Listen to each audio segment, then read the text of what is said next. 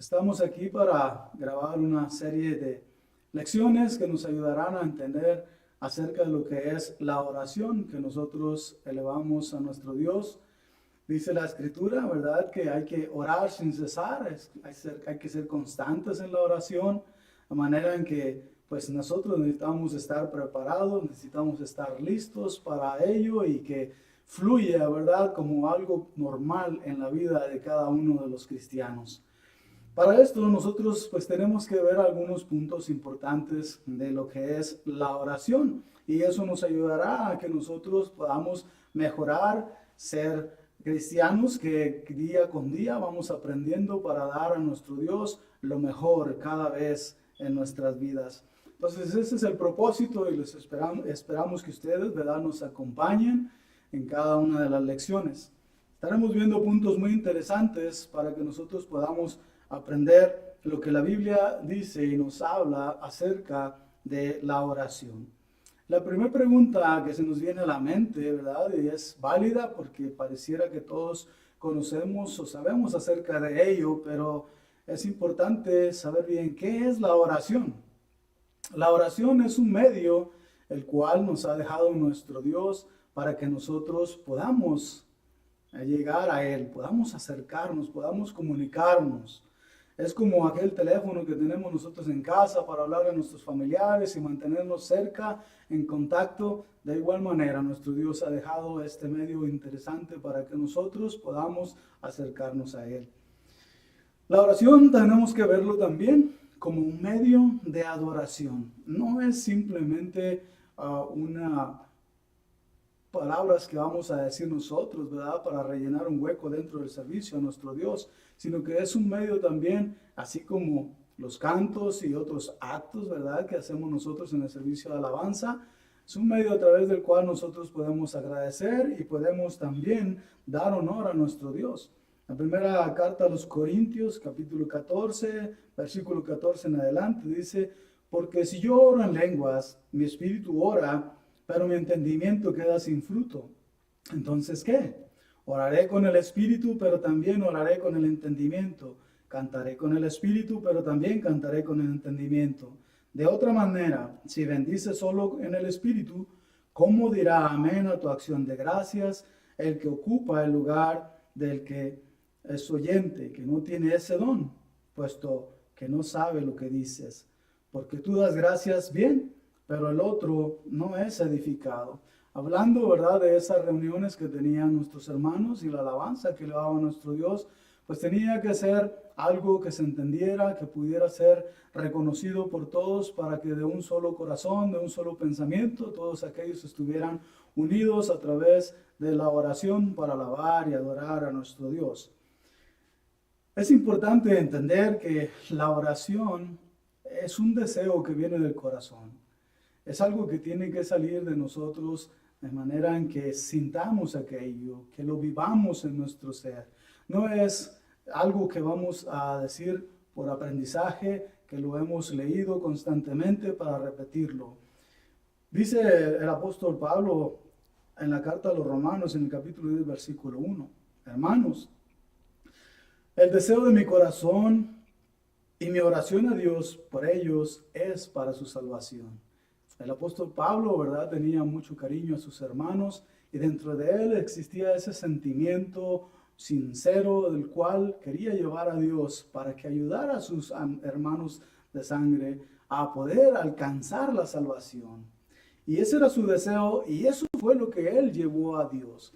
Y eso es lo que tenemos que hacer nosotros en las oraciones que elevamos a nuestro Padre. De manera en que ella nos ayuda a llevar nuestros deseos para que puedan ser escuchados por nuestro Dios, para que podamos nosotros, ¿verdad?, también alcanzar aquellos deseos que tenemos dentro de nosotros mismos.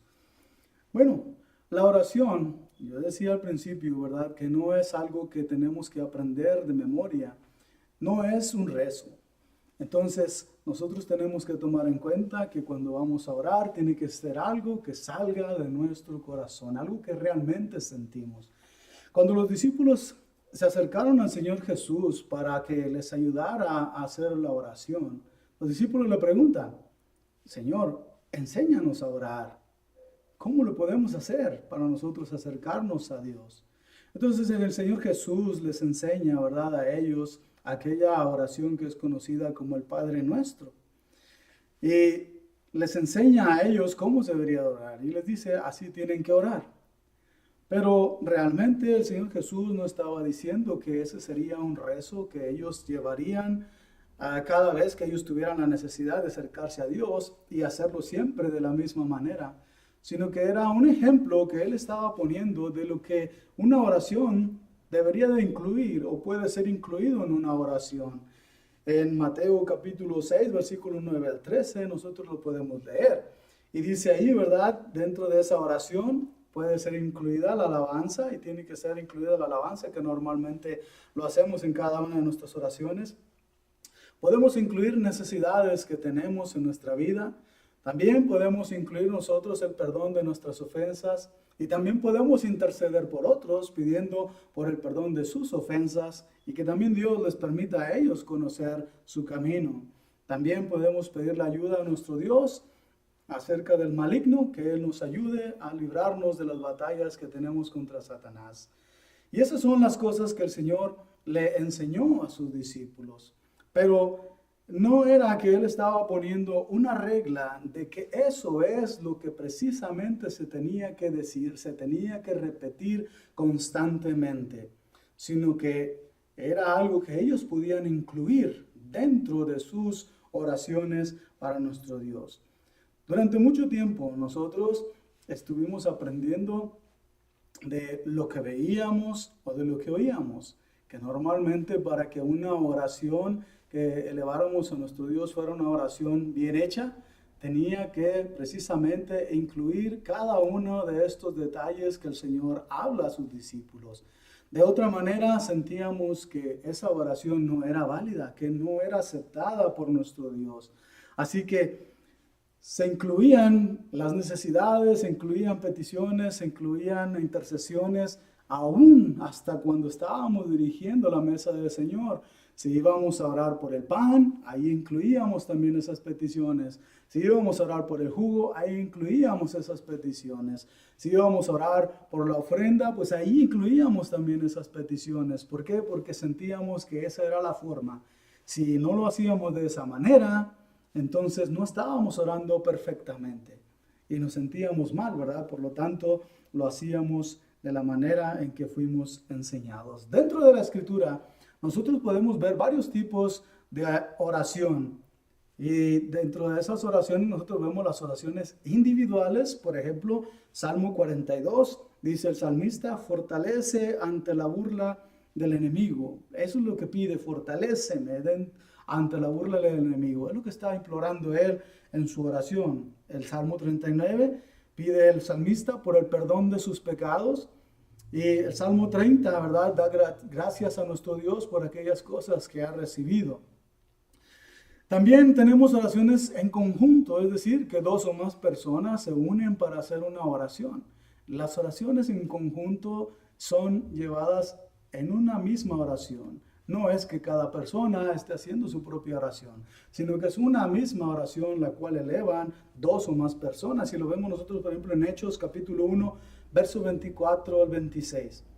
Los discípulos, para elegir a aquel sucesor de Judas, dice la Escritura, que se unieron y oraron por encontrar un buen sucesor de aquel Judas que se había quitado la vida por haber él entregado al Señor. En Hechos 4, 23 a 31, también los discípulos, ¿verdad?, se unen en oración para pedir auxilio a nuestro Dios por las persecuciones que estaban sufriendo. En Hechos capítulo 12, verso 5, la iglesia estaba unida orando por el apóstol Pedro, que estaba en la cárcel. Todos ellos en conjunto, unidos en una misma oración. Entonces, podemos notar nosotros, mis hermanos, estas oraciones, tanto como de individuo, como también en conjunto, llevan un propósito de llevar a nuestro Dios esos deseos, esos anhelos que tenemos, esas acciones de gracias que nosotros queremos dar a nuestro Dios. Y ese es el camino que Dios ha puesto para que usted y yo podamos llegar a Él y llevárselas para que Él pueda escucharlas y ayudarnos en las resoluciones. Vamos a seguir estudiando algunos puntos importantes, por lo cual le invitamos a que nos siga escuchando y viendo a través de este medio, y estaremos analizando los puntos importantes para ver qué es la oración y cómo puedo orar mejor para honra y alabanza de nuestro Dios. Que Dios les bendiga